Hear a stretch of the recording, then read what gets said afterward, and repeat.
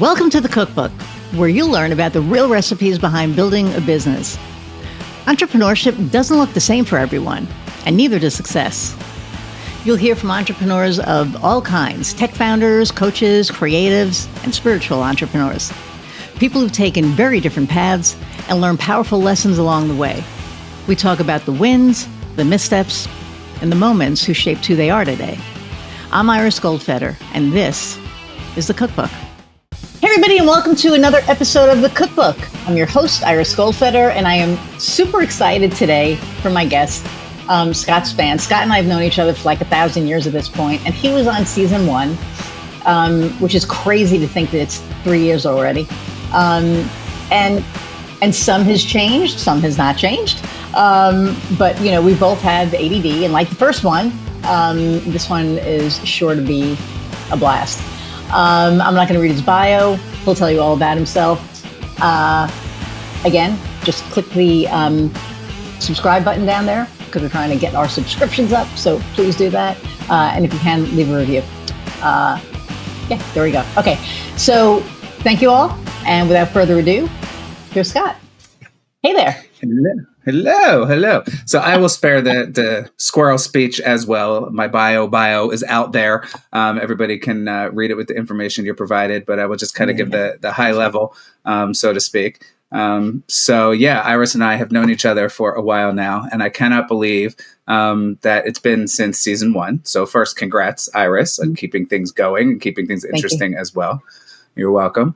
On the professional side of things, so I am a leadership coach and an executive coach. Some will say a transformational coach. My main focus with my coaching clients is around raising awareness and perception so that my clients can change their behaviors to overcome what's holding them back and achieve their goals, whatever that may look like for them.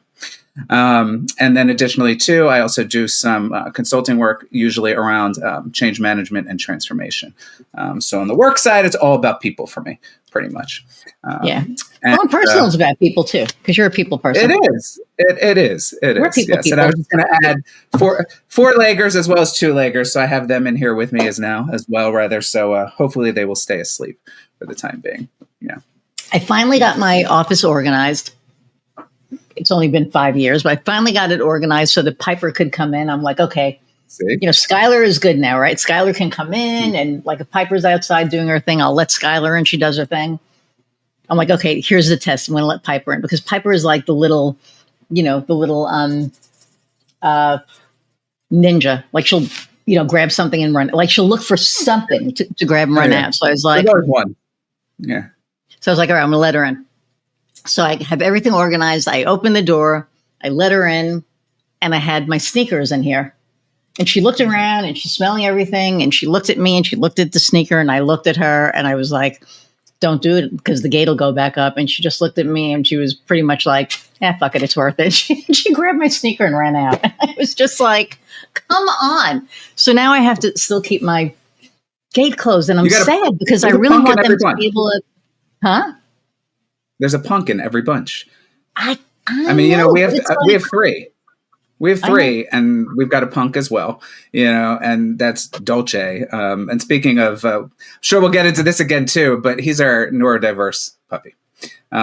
Literally has a sticker on his vest that says, Papa says I'm special. And when people stop me, sometimes, and they'll go to pet him, I'm like, no, this is not a cute thing. This is a legit thing. I'm like, sometimes he's afraid of shadows. He sees shadows. He gets very skittish. He's got a problem with certain sounds that get him, very upset. He doesn't have, and he's a hound mix. So it's interesting. He doesn't have like a bark per se, but he has a screech, like a little high pitched screech as well, So I said, of course, neurodivergent daddy had to rescue a neurodivergent puppy and give him a good home, Well, and it's funny because I think Piper definitely has ADD. Skylar's just like Skylar, who was crazy in the beginning, has mellowed out. And now she's mellow. Piper is just like, whoo. But she, like, before we go to bed, because my wife taught her that if you eat something bad, we're going to give you a treat so that we'll get it back from you. So now she, and she will literally walk in with something bad and look at, she'll put it down in front of you and like, okay, where's my treat? And it's like, no, that's not. Because they learn how to manipulate their humans quite well. No. Yeah. So now at night, when I let them in, into the bedroom, I'll be like, okay, come on, everybody, let's go to bed. And I'll go to turn the lights out. And I see her looking around for like a piece of fuzz or something. And she'll just grab it and run. And we have to give her a treat. And I'm just like, you little shit. But we love them. They're our kids. So. Of course. It is what it is. Neurodivergent or otherwise, right? I mean, 100%. And I think with the neurodivergence, right, I think that I'm going to say, unless the dog is trained really, really well, I think they all have it. Because they all get a squirrel. Where did squirrel come from, right? Dogs. Oh, that's ADD. Yeah, our other one has ADD. Phoenix is the big case of ADD. I call him my little FOMO sapien. Come here, my little FOMO sapien. Hilarious. Because I mean, the FOMO is strong with that dog, like very strong with that dog. Yeah, but they keep us on our toes. Yeah. I mean, yes, and we love them, right? And Heather and I are like, the universe always sends us the ones that nobody else could handle. I mean, 100%, because we take care of them and it doesn't matter. And we love them regardless. And we make sure they're okay and safe. And so it is what it is. And it's fun. I mean, it keeps it interesting. I started working with a personal trainer so that I could actually play with them because, without getting out of breath?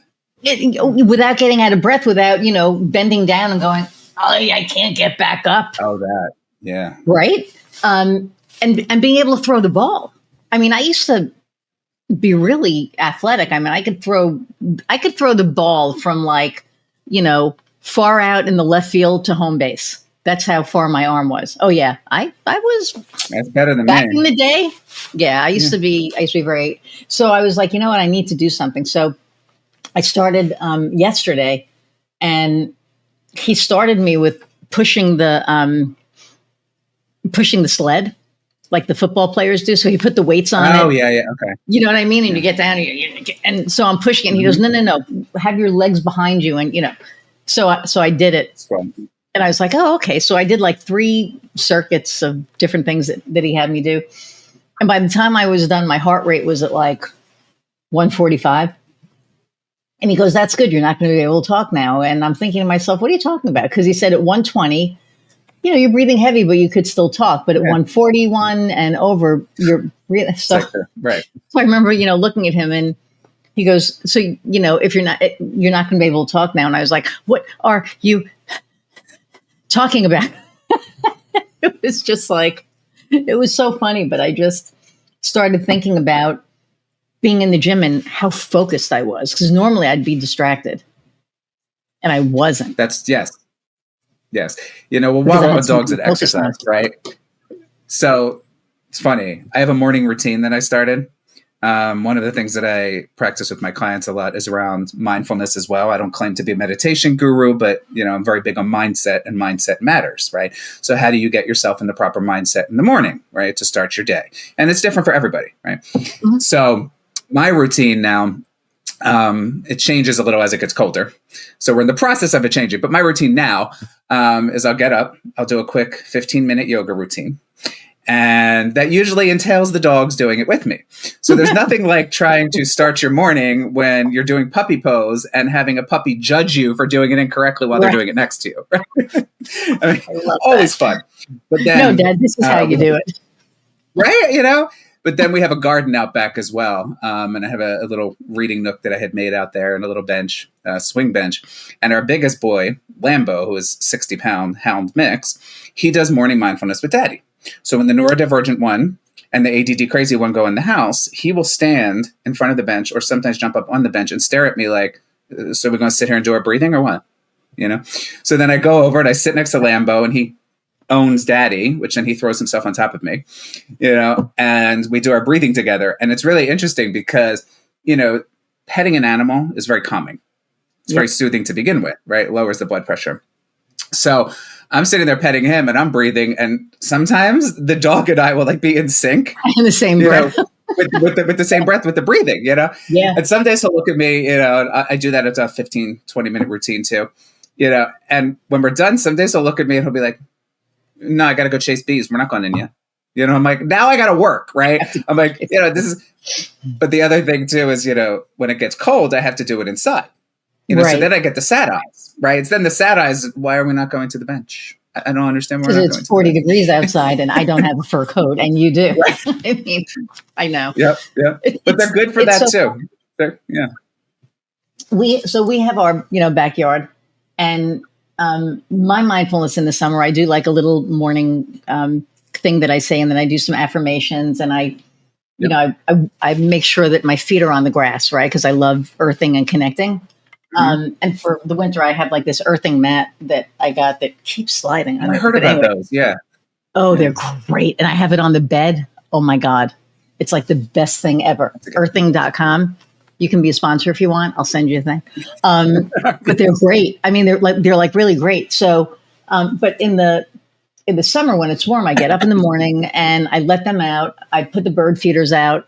And then I do my thing. And, for me, the mindfulness is just what it's turned into has been being in the present moment. Like when I spoke at the Women in Steel conference, and they were like, you talked about mindfulness, what are some of the things you do? And it was like I didn't know there was going to be Q&A. I thought I was just talking and getting off. And all of a sudden they're like, anybody have any questions? And I was like, shit, because I wasn't prepared to and I was nervous. So you asked me stuff, right? And I was like, but the mindfulness came, and my friend Julie actually was like, so what do you do? And I said, that's thinking about it, but in the shower, right? Like our five senses. And I was like, I can't think of them all, but it's like, touch and feel and, hearing and taste and smell. And when I'm in the shower, what my coach told me was, be mindful in the shower. So be mindful of feeling the water hitting you, how the water hits you. All that. Yep. Right. Having all of that, smell the soap, right? Or taste it if it hits your mouth. I mean, that's, usually the taste that I have is either mouthwash or literally the shampoo hitting, my mouth. Listen to the sound of the water or any other sounds that you hear and feel the, not just the water, but the loofah hitting your skin or whatever. And when you're touching something. So it was just really, really interesting. So it's that. And now when I drink my coffee, I'm very mindful of my coffee. It's like I pick up the cup and I'll hold it with both hands. And if it's iced coffee, I feel the cold. And if it's, hot coffee, I feel the warmth and the smell and then the taste and just, the whole thing. And I find that when we're present in the moment, that's when everything just kind of gels. And that took me years. And I will tell you, I totally agree. And I will tell you, it's extremely difficult, especially with a neurodivergent mind, to be in the moment. Right? And, it's interesting too, because what I do for a living, right, involves me being in the present moment with my clients. Right. So I'm holding space for them in the present moment. Then I'm in that present moment with them, right? Tuning out all of my ADD distractions and squirrel noises and everything else, right? Yeah. So it's been interesting for me in that regard because doing this type of work has trained my mind to be able to focus more on the present moment, even personally for me, right? And, with the animals in particular, so I love taking them for hikes. I never liked woods. I was always a beach person. Then I got dogs, right? So, it's a very peaceful thing for me that I will do in the cold because it's one of these things when you're in the woods and there's nothing but snow and it's that peaceful quiet. And then all of a sudden the dog just goes, it's fun. But generally speaking, when I'm in nature with them, totally in the present moment, and sometimes it's funny because their present moment is eating deer poop, or sniffing around, right? Well, my present moment is just hearing the birds.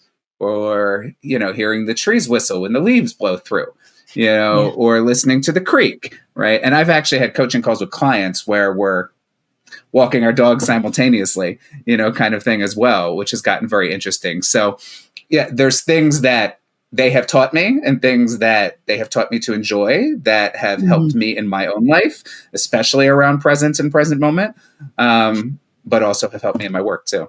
So Really Yeah. interesting, these routines that we fall into and how we end up falling into these routines as well. Yeah. Well, and that they're routines and that we can actually have routines. I mean, for me, it's like when I'm sitting with a client, what I realized, and this was about 2 years ago, no, it was probably, I think maybe about 2 years ago. I've been assessed as a strategic listener. So I listen and I hear. So I listen to hear, not to talk, right? And then the back of my brain is already working on whatever, like I already know what they need, Totally. Yeah. Which is like a trip. It's almost like Queen's Gambit stuff, right? It just blows me away. A couple moves, yeah. Right? It's like, and it's just so weird. So what I find now, knowing that I have ADHD, knowing that I am not on the medicine because I just don't like it. I don't like what it does to me. I'll be in a meeting and this happened to me, I think like 2 weeks ago. And I started laughing because I was listening to the client. And then I realized, like in my head, I was like, wow, you're listening to the client and you're not really getting distracted. And then I started laughing because I was actually distracting myself. And I was still hearing what the hell they were saying, though, which was like even crazier. The inner monologue at the same time, right? It was, and so he looked at me and he was like, why are you laughing? I said, because I'm sitting here, and I told him the truth because I'm very transparent, And he was like, how do you even do that? I was like, I don't know. I have no idea. But the fact that I was sitting here distracting myself to not be distracted while I'm listening to you was just, like hilarious. And what's really interesting, especially now, especially with all of these distractions and crap that we have going on, it's like, how do we stay focused? How do we, I'll go into leadership, right? How do we lead? I'm still in a position where I'm not leading, I'm managing, and I need to get into the leading part. And I'm struggling because I'm just not there yet. It is what it is. We'll do a coaching session. What? We'll do a coaching session pro bono. I know, right? But it's like even just leading, it's like myself. Because, as leaders, we lead ourselves. We have to be able to lead ourselves, I think, in order to be able to lead a team, even though we have to do the managing part. But what I found really interesting, again, was, learning how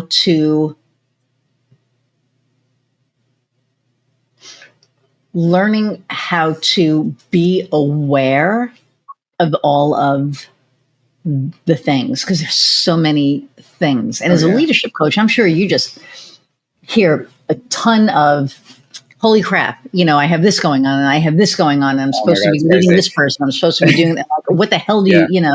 So how do you help people with that? Because especially, again, like we said, you have ADHD, you have to focus on you have to stay focused, and you have to also be able to help them. So how do you manage that? Yeah. Well, it's all the things, right? Including the things. So I had a client send me this koosh ball because he was playing with fidget toys, right? And then he started playing, he switches them out sometimes. Also ADD client. I work with a lot of neurodivergent clients as well. So then he had one of these. And I was like, oh my God, I haven't seen one of these since I was a kid. So he mailed this to me, right? Which I thought was very nice. So to help me, because two parts to your question, right? To help me stay focused, to help them focus on what they need to be tracking, right, etc. Even, in person or not, right, I will have my thing. So if the hand is busy, the mind is focused. At least that's how it works for me. Wow. Right.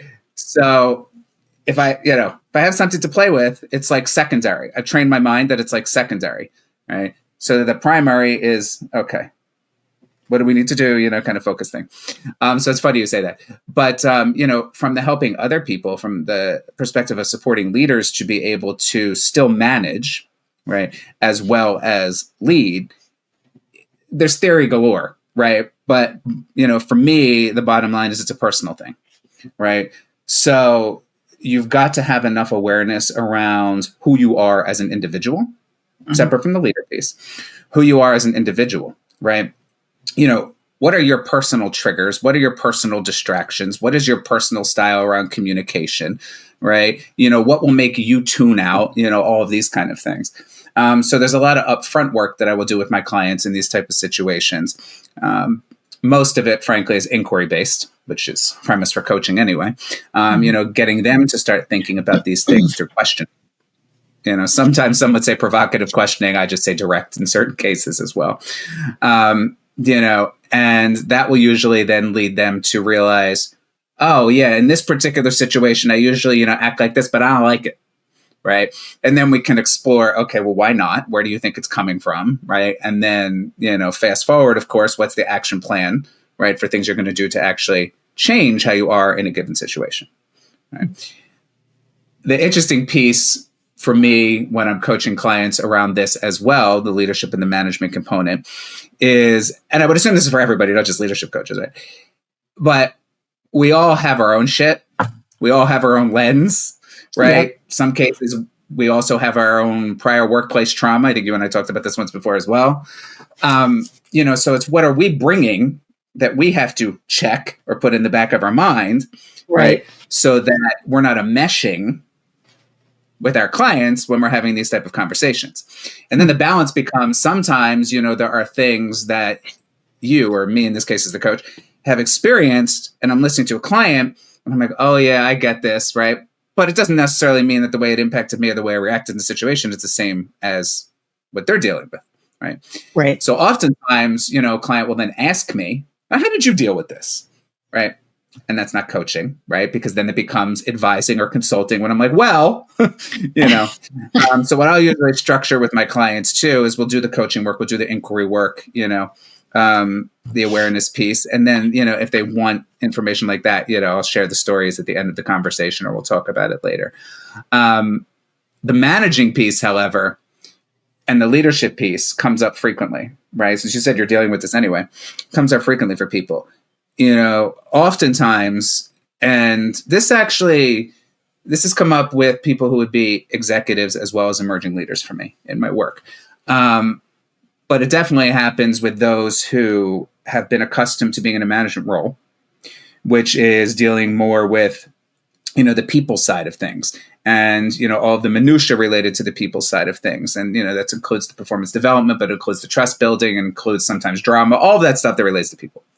Whereas then they get promoted, right? And they're in a leadership position where now sometimes they are responsible for leading as opposed to managing or even being peers with some of the people that they had worked with previously, and the struggle becomes, okay, well, now I have to be a little more process focused, or now I have to be a little more forceful, right? Or now I have to check some of the friendship and the relationship piece, some of this people stuff, some of the softer stuff, so to speak, right? Yeah. Because I'm now responsible for kicking you in the butt for strategy and execution and all of these things that come, from a leadership point of view. And also sometimes too, they're inheriting teams that are a lot larger than what they were accustomed to, right? So they were managing maybe, 3 people and all of a sudden now they're promoted to a leadership position and they're leading 15 people. Right. Right. So, and there's a lot of differences, in what that looks like for folks too. So what I'll do with them in most cases when I have this conversation with clients in this situation, it's to take the step back, right? I could tell them from a theoretical standpoint, right? Or even personal experience, this is what leadership is. This is what management is. Black, white, A, B, check.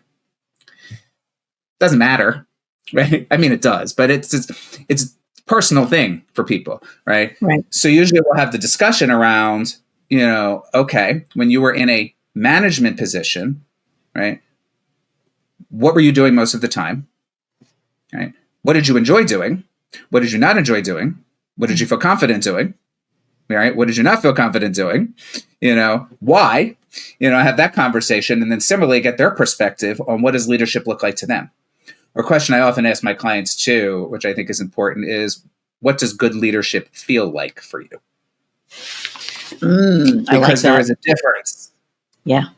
There's a difference between tactical, so to speak, right? And then the emotional side, right? So, first is the identification piece that I'll usually have a conversation with around and, we'll get it out there. Then there's the, for lack of a better description, the action planning piece, right? That we can put into place. Oftentimes it'll highlight skills gaps for folks, because I'm sure you've run into this too.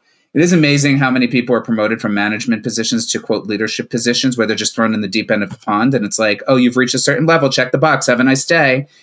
And no one bothers to tell them what leadership, what that actually looks like, yet alone in an organization, what that looks like in that organization, or even part of that organization, or what the expectations are. It's just, okay, good, check, have a nice day. Right. So then we have to define some of that. We have to get, at some of those skill gaps from their perspective, as well, and begin to develop in some of those areas. So, in a not so short way to answer your question, right? It's very personal for people, I find, and I find therefore it's extremely important to have that discussion with folks, and the inquiry conversations around what it looks like for them and what it feels like for them and what their concerns are about the differences. And then we can begin to address those. Yeah. But the interesting thing is, I will say, management, people will say, is more about people, right? You've got to manage people. No, you manage things. You don't manage people. So to me, it's like the same thing with leadership, because people say something about leadership. I hear it on both sides, which amuses me, right? But, it's still about people. It's about relationships. It's about fundamentals, you know? I think everything is relationships, period. That's, regardless of title, I would agree. Yeah, 100%. So I try and focus on that, and try and focus on the people side of things, for folks as well, regardless if it's management or leadership. But usually the big difference is from management to leadership, people. Right. And what I find really interesting, so I had a conversation with someone last week, and they were like, you're too focused on the relationship. And I was like, huh? And this is a fellow marketer. And I said, what are you talking about? And she goes, well, you want to build that relationship, and then the client almost becomes a friend. And I said, yes, and number one, what's wrong with that? And number two, if I don't care about you, I can't help you grow your business. I can't. It's not right. It's not like I'm mean and I'm like, well, if I am not invested in your growth, I cannot help you grow your business. And if I don't know you and our values don't align, I can't help. So I don't just work with anybody, right?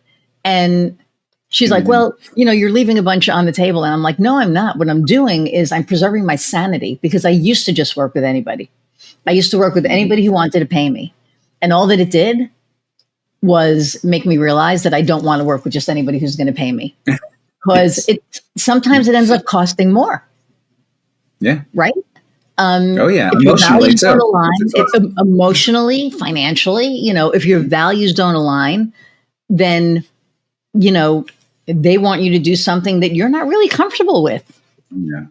Right. So for me, and I said to her, and I said, so you don't have relationships with your client. She's like, it's 100% transactional. And I said, I could never work like that. I would not want to work with somebody like that. Yeah. Right. And I was just like, I was so blown away by it. And I said, so what do you mean transactional? So she's like, well, we enter into the contract and they're going to pay me this much, and these are the results that they're going to get. And I don't need to know that their dog's name is Buffy or, whatever. All I need to know is that I'm getting results for them. And I was like, wow, and that works for some people. Maybe that's capitalism. I don't know. But for me personally, I cannot work like that. I need to know who you are, who your husband is, your wife, when's your freaking birthday, so I could say, you know what I mean? Like all of these things. Yes. Because for me, that's the connection. It's more about connecting than anything else. I would agree with that. And especially this person, I was so blown away because I never knew they were like that. And I was just like, huh, that's interesting. You did just remind me, I have to send one of my clients a housewarming gift. I had a Post-it note about that. Just reminded me, right, but because I know that and I know the situation, I know why they're moving. because it is about That's connection. what I mean. So you could do something personal like that.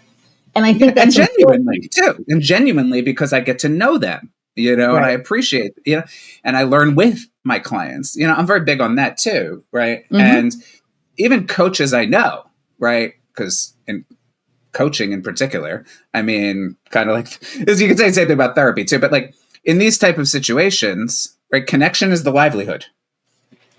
If you can't connect with the person, genuinely connect, authentically connect with the person, right? Then it's fluff. You're not going to be able to support them. You're not going to be able to support them. You're not going to be able to help them. Exactly. Right. And it also enables me, authenticity and connection, at least for what I do too, also enables me to call people on their shit. Right. Oh, 100%. They know that about me when my clients work with me. I won't do it on the beginning, and right? It's the relationship that we get there. If they're making a misstep, you can say to them, don't do that. So my one client, or Jeremy, have you consider, right? So he's hilarious. He calls me his like marketing master. He goes, I never know what to call you, because he used to call me his marketing gal, and I was like, don't do that. Don't.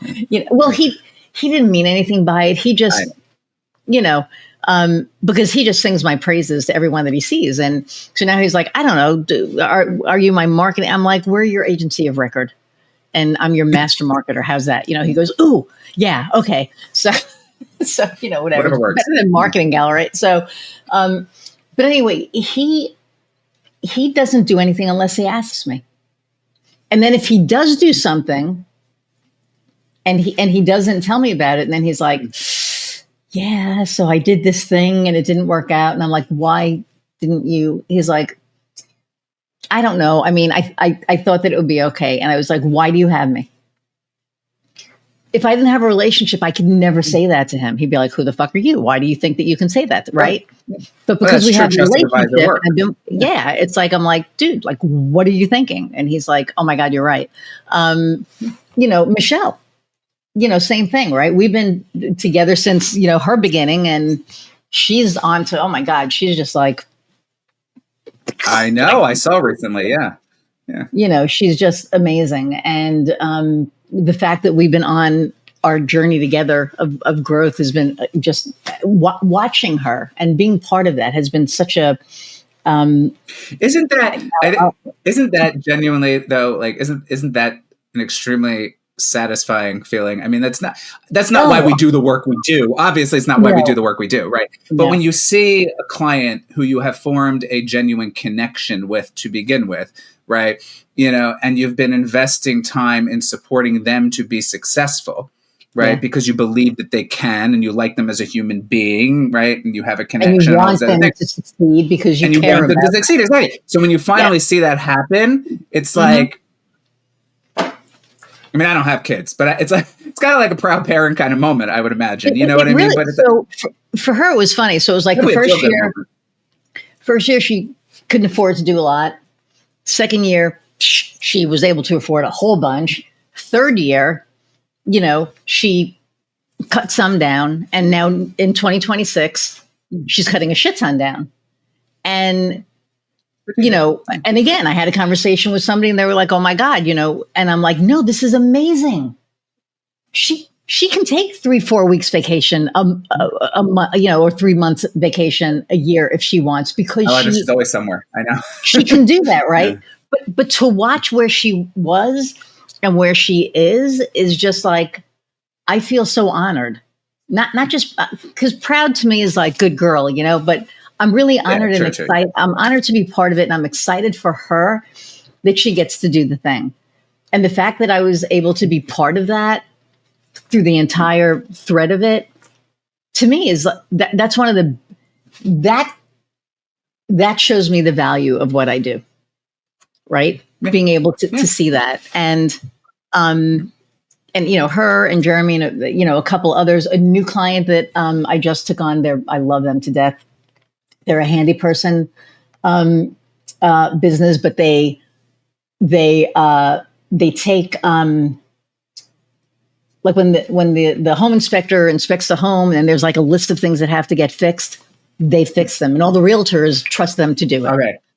It's a shame you're not in my area because I literally, on an ADD aside, but I literally just had to deal with that with selling my mother's place because we had to move her into memory care, unfortunately. And, now only child. Yes, so we I didn't have to deal catch with up all of before this. so yeah. Yeah, real time. It's fine. Talk about genuine. It's real time. So, there's a couple minor things that the buyers want done to the place, and it is so difficult to get someone in to just do minor things at That's closing. what I'm saying. And the home inspectors are paid by the word. I swear home inspectors are paid by the word. Because of course they represent buyers. So they got to, and it's like, okay, then, I could do some of this stuff that you put into a pair. But anyway, yes. So that type of work, it's a huge separate thing. from the fact it's a client of yours and you vibe with the client, but that type of work, I could have used that type of work personally this past week. I mean, but the point is, it's like, and I answered her call when I was on vacation, which was hilarious. So this has been going on. So by the time this airs, it's going to be January, but so right now we're recording this and it's the end of October. It's like almost Halloween, 2 days from Halloween. And our first conversation was August 7th.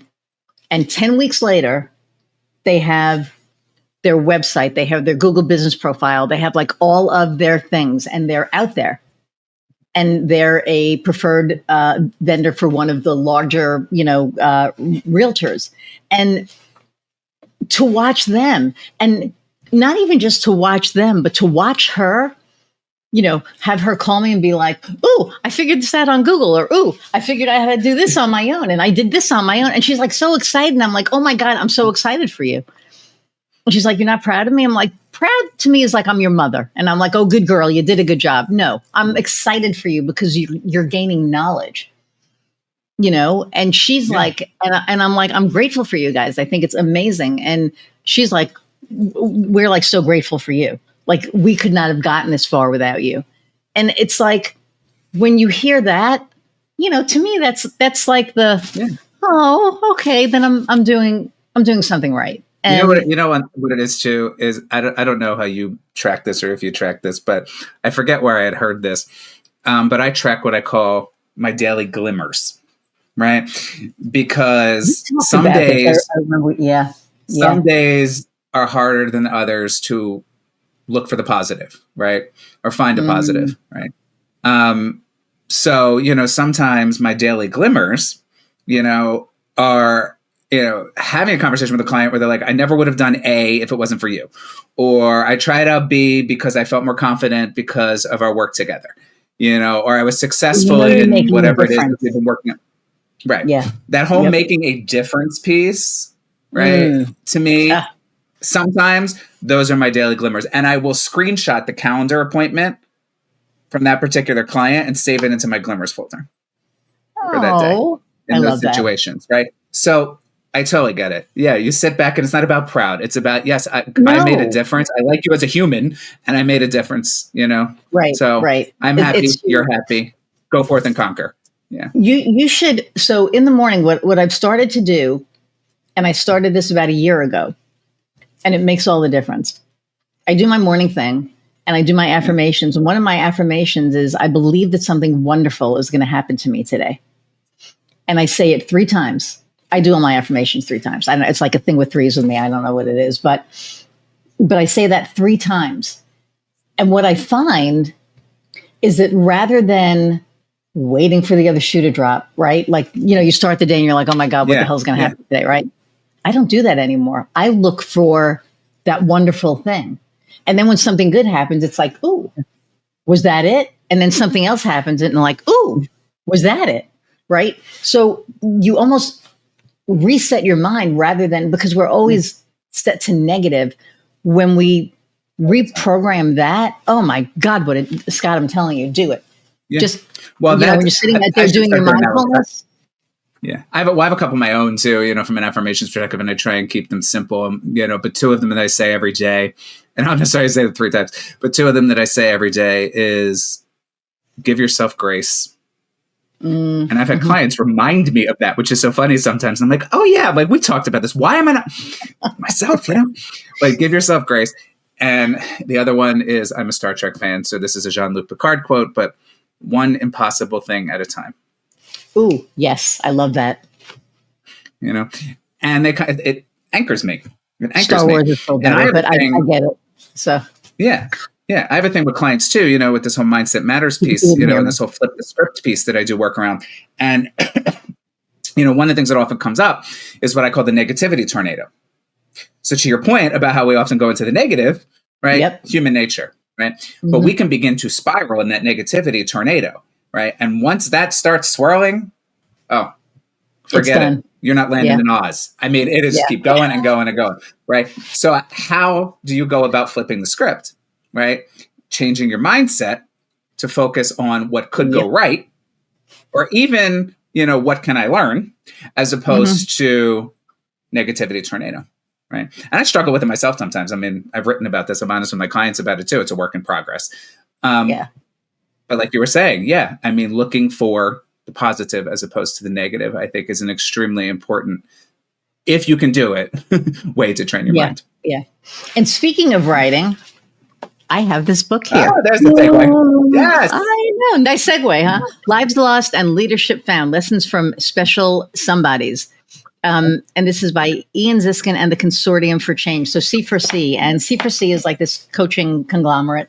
And what's funny is you've written a chapter in here. Michelle has written a chapter, and Pallavi has written a chapter. And I know all three of them because we used to be in this LinkedIn group together. But Michelle is my client, but I know Pallavi from there. But anyway, so and Scott wrote a little vignette, we'll call it. And it's funny because, and I apologize to everybody else who's written a book and I haven't read it. I suck. However, it's hard. I get like so many things. These are essays, not a whole book. Yeah.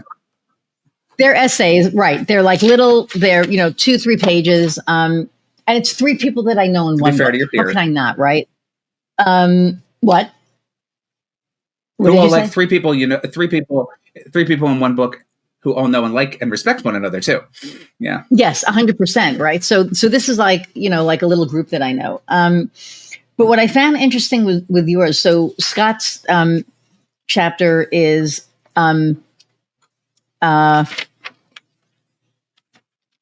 like 3. It's about 4 pages. 4 pages, 5 pages. What, 2,500 words? I think they were all about the same word length, whatever that was. But so it's about Pop, his grandfather. He lived and died on his own terms. And when I first read that title, right, and there we go. He's not the norm. There he is. In case anyone's wondering why I'm wearing this T-shirt, there we go. That's what. Yes, that's why. But what I loved about this, and I didn't read the whole thing. I skimmed. I read a little bit, and then I skimmed more because I ran out of time. And I've had this thing so you introduced me to Jay, who we haven't spoken yet, but it was funny because they were like, you put in our chat, hey, Jay, you can buy the book here. And I was like, oh, duh. So I ordered the book. And so, and of course my wife is like, there's another fucking book that just came from the mail. Her wife says the same thing, from what I understand, as well. And I was like, don't blame me. Yeah. I was just like, oh my God. So anyway, so I started reading it. And what I love about this is how, if you didn't have the relationship that you had with him, how your life would have been different. Because I think that there's always that one person, that one influence in our life that helps us stay on that trajectory or get on that trajectory. So I think that that's really cool. And then the relying on yourself, I guess John Godfrey Sachs wrote, but there's a lot of really good gems in here, right? Yeah. So that was in battle or business, whether the game in law or in love, it is ever the same in the struggle for power or the scramble for, is that self or pelf? It's pelf. I had to look it up too. All these years I thought it was self, and then I was like reading the book and I was like, oh, it's pelf. Yeah. Let this be your motto. Rely on yourself. For whether the prize be a ribbon or throne, the victor is he or she who can go it alone. And I found that yes, really interesting because being able to do things on our own. And yeah. Well, that was the without interesting help. thing, right? And there's nothing wrong with asking for help, though, too. I do want to. No, but you bring up an interesting point about that quote too, right? So, I've had people say to me, "Oh, that's depressing. Like, what, you didn't want to rely on family? Like, wait, you can do everything on your own?" I mean, no. It's not what Papa's about with that, right? Yeah. Although he did have a difficult time asking for help because he didn't like to feel helpless. I think part of that was also generational as well, frankly. Sure. But for Pop, that quote was more focused around preparation, strong will, and determination. Right. So my takeaway, and I had this discussion with him before he passed as well. My takeaway is, more so around the importance of preparation, right? Shit's going to happen. You can't control everything. And he would be the first to tell you that. Right. But at the same time, you can try to prepare for most possible contingencies in a given situation. Right. And he would always give me shit too, because again, this might be the neurodivergent piece we were talking about, but when I would try and prepare for all possible contingencies, and also maybe it's because I'm a Virgo, I don't know, but I have to have an A for a B for a C, right? So I don't just have a plan A or a plan B, there's a plan C as well. This is how my mind is always wired, And he would have to stop me sometimes, like, because we would talk in situations. I used to talk to him every Sunday after the Eagles games as well, or Monday, but after the games, once a week at minimum. And we talk about everything, business, family, all of that kind of stuff. And regardless of what it was, sometimes he would stop me and he's like, "You're prepared enough. You're fine. You're prepared enough." Because I would keep going, He said, "Now you got to keep moving," which is where the strong will and determination piece comes in. Right. So that quote, from his perspective as well, was not about, never rely on anyone, do everything on your own, don't ask for help kind of thing. It was more so focused on, before you just jump into something, and especially when he was talking to his little ADD grandchild, right? Before you just jump into something, literally, when I was a kid, take the step back, give it thought, careful thought, right? Preparation, and then go, execute, go, and then you'll deal with whatever happens after. Yeah. So I think it was an important, it was an important life lesson for me in that quote. And, from the leadership perspective too, it's something that I take forward in my work with my clients, right? I mean, what is my role as a coach in a lot of cases, right? It's to help clients to prepare, right? And to help keep them on track for whatever that looks like for them. Yeah. So not meant to be depressing from where he was coming from. Yeah. Yeah. And there's just so much good stuff in here. Preparation, being very deliberate and measured. And that's the other thing, right? Like not doing anything without having all the information. And that is something that took me, holy shit balls, years, because I used to just be like, okay, and go do it. And then it would be like, oh shit, I didn't think of that. Right. Like what happened, like you jump into something and you come out and you're like full of mud and you're like, oh man, I didn't see that mud pile. Now, and I think it's because I lean into my ADHD. I see all the angles.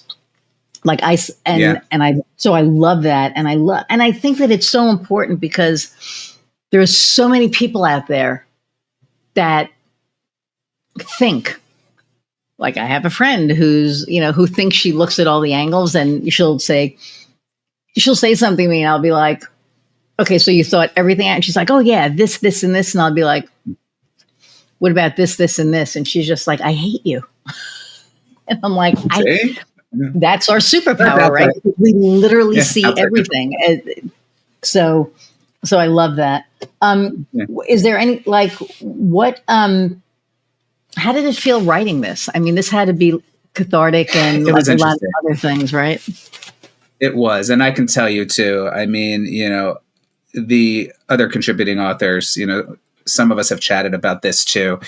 And there's a section in the book that Ian specifically devoted to your question as well, which is, I think, towards the back, but, short synopsis of what came up for us. How did it actually feel when we were actually thinking about, our loved ones who have passed and, what we have learned from them and whatnot. And I think, well, first and foremost, I will share that, the book in general, collection of essays, right? However, right, it is not a book about grief. It's a book about growth. Yes. Right. And that and you goes see to it your in all the question. chapters. Yeah. Oh yeah, totally. And that goes to your question, right? Because it's, what, not only how did we feel, but what can we learn about how we felt, right? And that's where the real growth comes in. So, and for me, there was some family shit that came up. I'm telling you, I'm sitting here and I'm writing this. And of course, we had naturally publication, it was edited down. But my initial one that I had even submitted to the editor, initially I had to cut down because when I started thinking about things, I'm like, ADD included, and it was family shit's coming out. Yeah. Right. Yeah. And I'm like, well, isn't this interesting? So, I'll spare all the family stuff. We all have it. Unfortunately, nothing super interesting. But at the same time, surfaced a lot of unfinished business for me. And I had to take a step back and process some things that I had not necessarily processed yet about, certain interactions with individuals in the family, certain dynamics in the family and how I see them manifest now too, professionally and personally with other people as well as myself. Excuse me. And I had to put a lens on it and say, okay, wait a second, right? If I put my client coach hat on myself, right, in this particular situation, what did I learn? It's like, yeah, the emotions were, all over the place to an extent, right? But what did I actually learn? And the takeaway overall, the 3 or 4 things I did learn are in the book. But the big takeaway around what I learned overall for me, this is gonna come out very Scott, but is, shit happens to everybody, right? First of all, it's choosing to face that, right? Yep. Second of all, it's choosing to reflect upon that. And then thirdly, it's the now, what can we learn from that? As opposed to brushing under the rug, right? Oh my God, yes. Then we can move forward, right? And there's a big piece around, and this, I'm still working my way through all of the chapters from all of my peers. But from the ones that I have read thus far, I've seen, a consistent theme across the board as well, right? Which is, on this whole piece around, the learning component of things, the growth component of things. Of course, there's a letting go piece, right? So, and that's part of the grieving process in general, Yeah. But it's, learning what to let go of. And then the process itself, which is different for everybody, of how to let go. And another thing I work with my clients around, right? So when I was doing this, writing this chapter, I was doing this book, I had to take several pauses, and do unto me, so to speak, as I do work with others in that regard, and overall, that was an emotional process. But it also made me laugh, made me smile a lot as I reflected back on certain things, and I realized why certain things happened the way they did. And I'm like, okay, now I know why you did that or said that, or, like that. Right. It's like, oh, that makes sense now. Yeah. Right, or that makes sense. Yeah. Yeah. Or even that made sense. And damn, that was screwed up, right. But it made sense. Yeah. I think we all have that. Holy crap. What was that? Yeah. And in reading Ian's, so we talk about those 4 questions that that we talked about, and very Passover, right? Yes. Exactly. Right. Why is tonight different than any other night? What did we learn from people important to us during their lives and deaths? Can anything positive be gleaned from their passing? That's going to choke me up. How have these experiences of loss changed us as leaders and people, and as people? And then what can we do with what we've learned? And I think that is the key. That's what can we do with what we've learned? Because, all of this, and this isn't just business, this is life, right? I mean, I look at this and I'm just yes, but these 4 questions are just so I almost want to say poignant, but the what can Fair. we do? And I think, there are, yeah, we learn so much, but what do we do with what we learn? I think that's huge. I don't think I've ever heard anybody. or do we even choose to do anything with it? Thank you. Right? Like, is there anything that, okay, I learned this. Can I use this? Or I learned this. Have I ever given it a second thought to see if I can use it? Right. You know what I mean? So I think, I just think lessons are, wow, this is just, now that I'm looking at this, I'm like, too, right? shit, I'm going to have to just like read more. But when you go through the other chapters again, it's a very good lens. And I think that, Ian did an excellent job in framing this up. I mean, he's got his own chapter in there as well, which is, where the idea of the book came from, and for all of us, I think I can say that contributed. I mean, it was a privilege and an honor to be able to do so for a multitude of reasons. I think, too, one of the interesting pieces, right, is, we all went through some kind of something personal when we were doing this, sure, right? But to be able to come back and reflect on the questions, right, and say, okay, so we went through all of this, we realized all of these things, right? But how have these experiences impacted us and changed us? What have we learned? And my addendum to that is not only what have we learned, but how can we pass that learning on, right? That's the continuing to make a difference piece, right? As well. Yeah. Yes. The I'm not going to say passing of the torch, but the passing of the knowledge, because I think that, I think oftentimes, I remember when I was a kid and, the adults were like, when I was your age, this happened and blah, blah, blah. And you're like, yeah, whatever. Like, you don't want to hear it, right? And it's how it's framed. And I find myself now, talking to my younger relatives, like, oh my God, when I was your age. And I'm like, no. Because that made it become like, la, la, la, la, la, right? Like, la, la, la, la, la, I can't hear you. So now I reframe it. And it's like, my experience that I had was this. And the reframe, see, I'm telling you, I think everything is dependent on that reframe, how we reframe that negative crap into positive, how we reframe, how we say things so that they're heard and consumed in a more, or how they're heard in a more consumable way. You know what I mean? So I feel like there's a lot of that in here. Yeah. Well, it's a premise. I mean, that's the premise, right? So, the overall book itself, I mean, everyone's contributions, right? It's not just, okay, this is sad. We all lost someone. We grieved, right? But it is looking at least in the chapters I've read this far too, it's looking at the happy moments and the positives, of what we learned through that sad grieving process, or through these individual circumstances, right? And, it's interesting for me too, personally, while we're on this conversation anyway, so this. So both of my parents, unfortunately, have dementia. My dad has been in skilled nursing for going on 5 years now with Parkinson's and dementia. And he's only 81. Mom is in her mid-70s, recently diagnosed. We just had to move her into memory care this month, still dealing with all of that, right? But at the same time, instead of looking at these situations and going, oh my God, woe is me. Here we go again, double whammy, which I hear from a lot of people. I mean, right.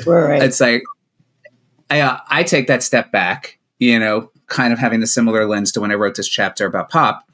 I take the step back and I'm like, okay, so what do we need to do? Right? That's this preparation piece. It's like, what do we need to do? But at the same time, what can we learn from this process, right? Both how I am being in this situation, having to deal with both of my parents and taking care of them and managing them, right? How the way that I am acting or behaving or managing, right, is influencing their behaviors, right? Because with dementia, it's very easy to tell when you set them off, right? You may not always know why, but you can tell. It'll let you know, and it's been a process for me to kind of say, okay, yeah, it's a shitty situation, right? Yeah, there's certain things I have to let go of, right? But on that whole pop determination execution piece, because look, mom is his daughter. Some days more than others.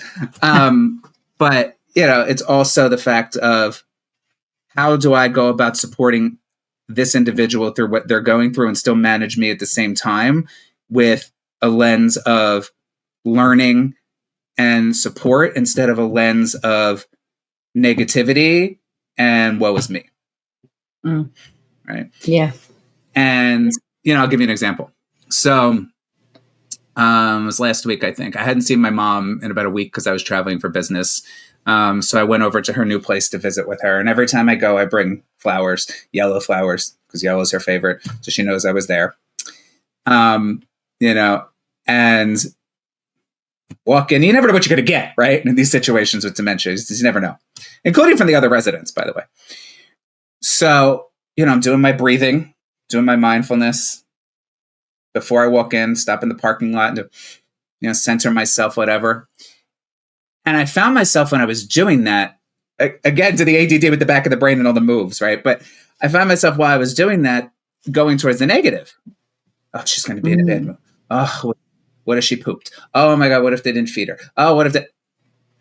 I was like, I'm in the car, right? If anyone saw me doing this, the parking lot, people would be like, we're going to admit you. But I was like, because I literally was sitting in the car talking to myself. And then I'm like, I snapped in my own ear. I'm like, snap the hell out of this, right? Kind of thing. And I started thinking, okay, how can you give mom what mom needs, depending what you see when you walk in the door, but how can you give mom what mom needs and still take care of you at the same time? Right. Because she will know if you're upset.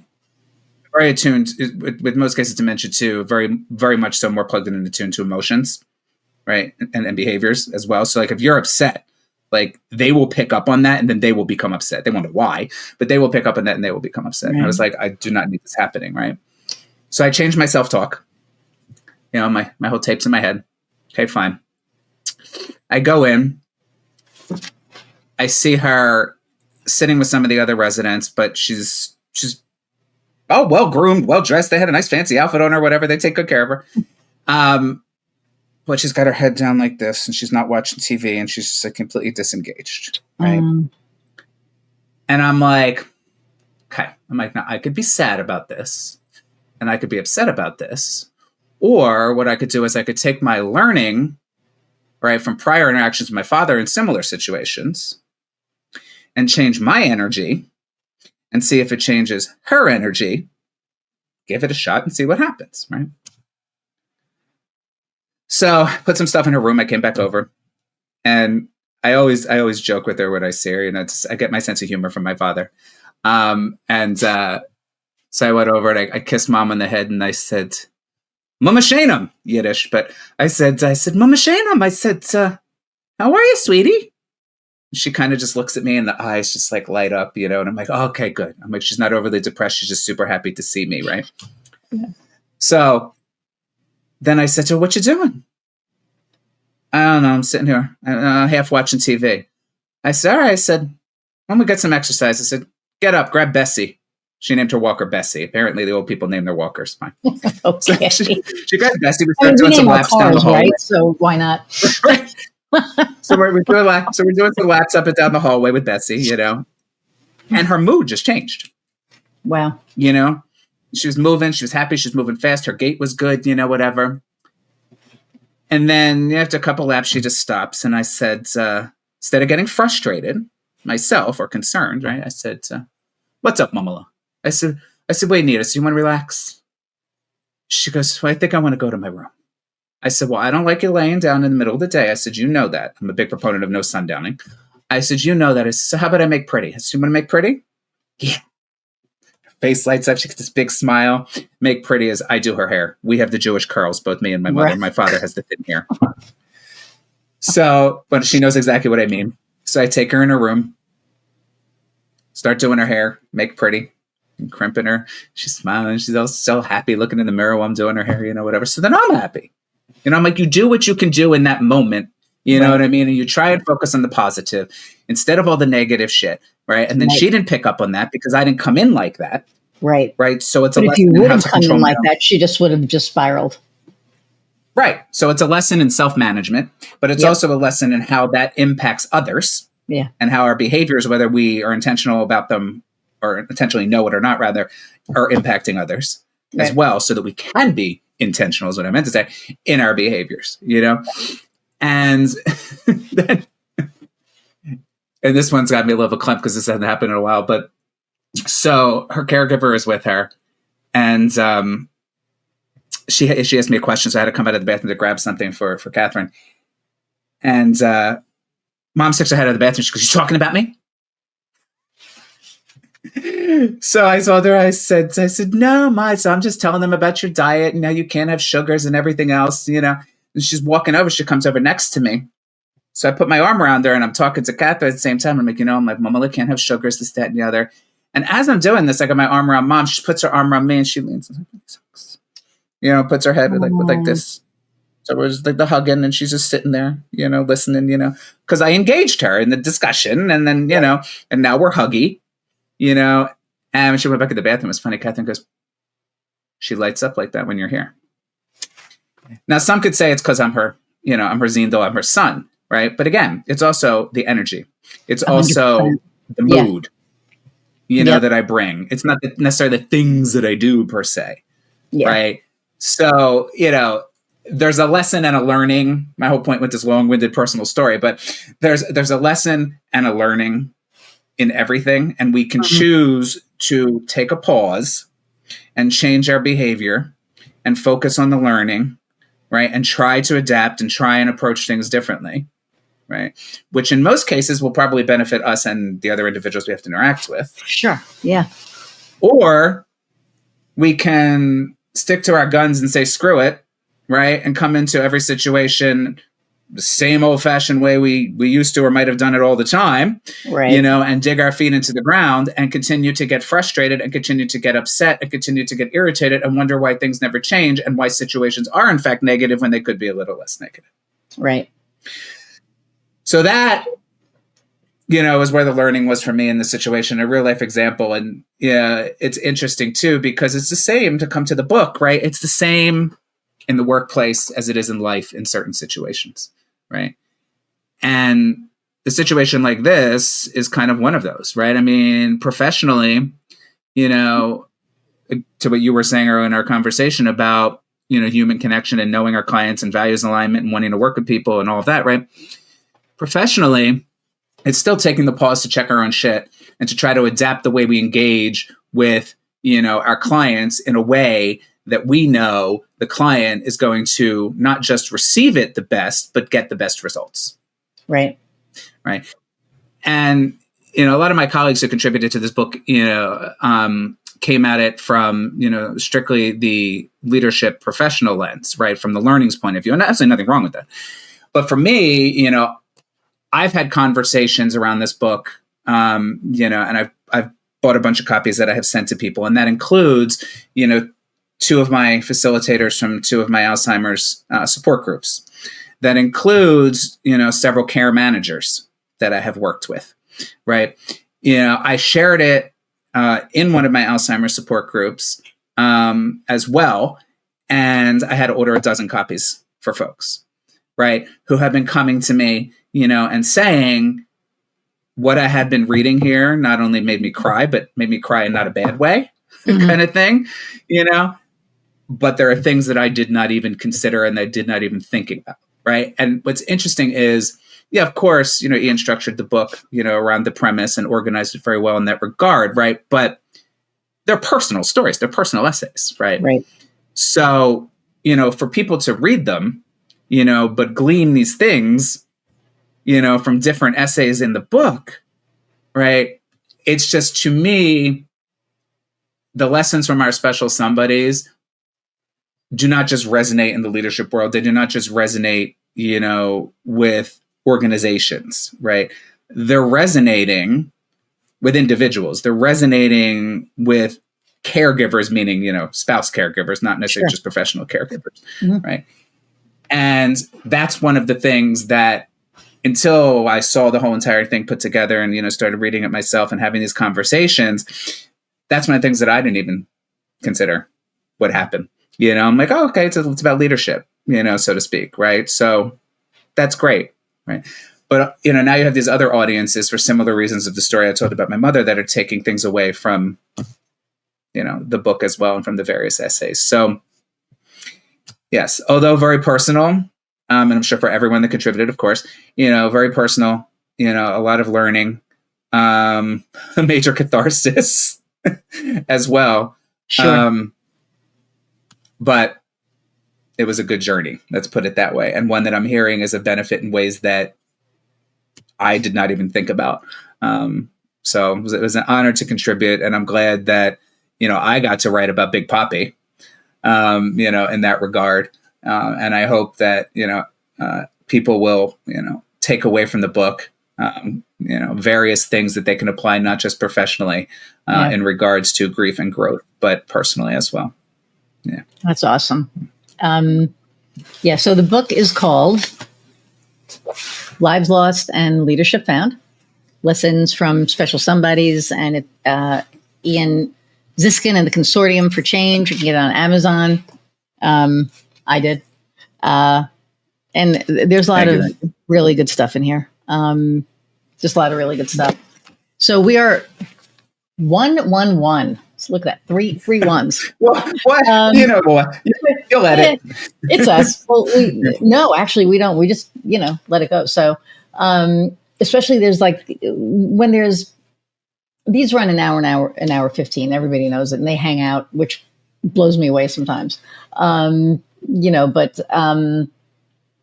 thank you for taking time out of your day, for, of course, talking to me and the audience. And I didn't get to ask a lot of questions, but I didn't feel that was necessary. But, the last question I always ask, right? Well, first my off, long-winded before story. we do that, where can people find you? So people can find me on a couple different places. People can find me on my website, which is tolerosolutions.com. Yes. Depending on the day. Also, of course, you can find me on LinkedIn. My name, or also Tolero Solutions, is on LinkedIn as well, and all of the other socials. And then, yes, the book, as you said, thank you, is on Rutledge's website directly, and also on Amazon as well.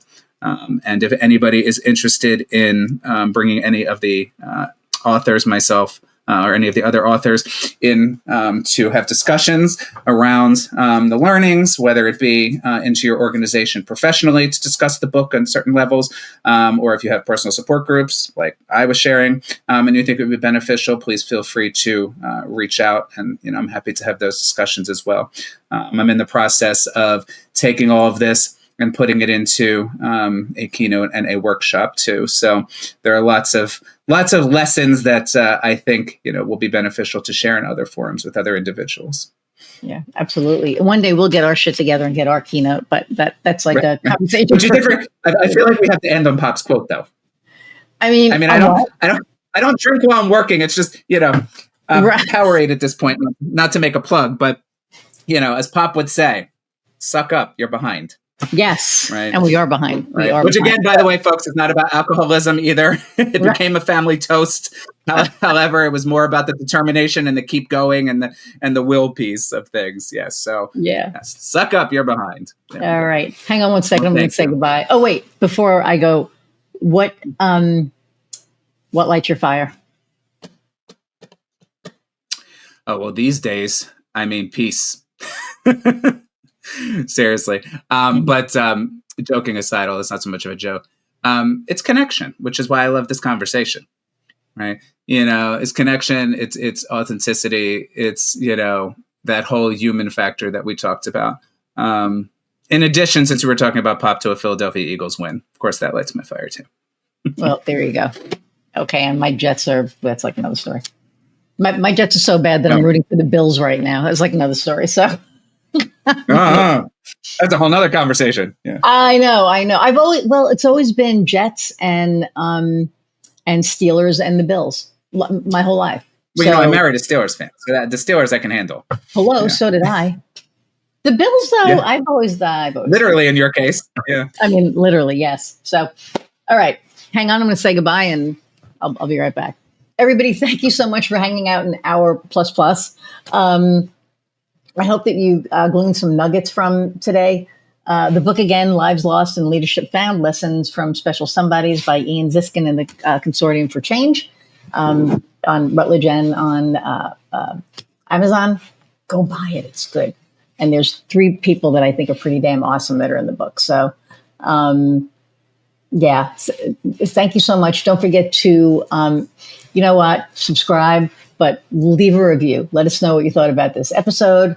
In the comments, if you can, any nuggets that you've gleaned would be amazing. And thank you again for hanging out as long as you do and for listening to this. And I know that they get long, but you all just hang in there. So I appreciate it. And I continue to get to do what I love. So thank you all. And until next time, go out and find what lights your fire. See ya.